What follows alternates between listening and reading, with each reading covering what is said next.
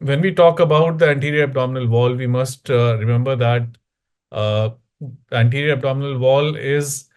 hexagonal in shape, and it starts from the xiphoid process cranially, which is the midline under the sternum, and it extends laterally downwards along the costal margin where it meets the lateral abdominal wall, and then again comes down obliquely in the medial to the medial point just above the pubis along the iliac crests and the inguinal ligament. So therefore, this area is hexagonal, and it is bounded, like I said, superiorly by the xiphoid process and the costal margins, and inferiorly by the iliac crests,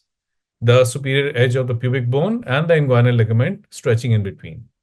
Now, laterally, it also extends along the flanks posteriorly, where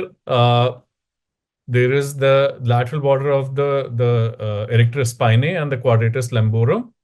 and the inferior border of the 12th rib.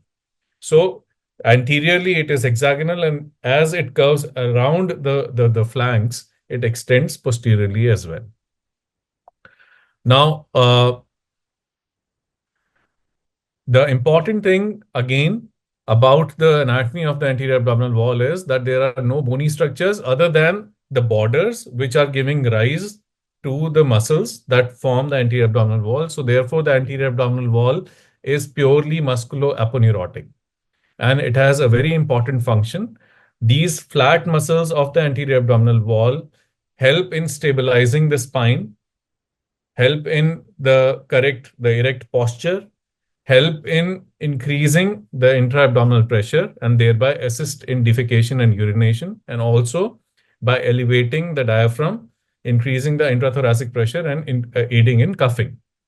Like I said, the flexion, extension, rotation, and stabilization of the spine on the hips, on the pelvis, is also aided by these muscles. These muscles also act as, in absence of any bony structure, also act as the protective mechanism for the underlying viscera. So all the intra-abdominal viscera is protected from the external influences by these flat muscles of the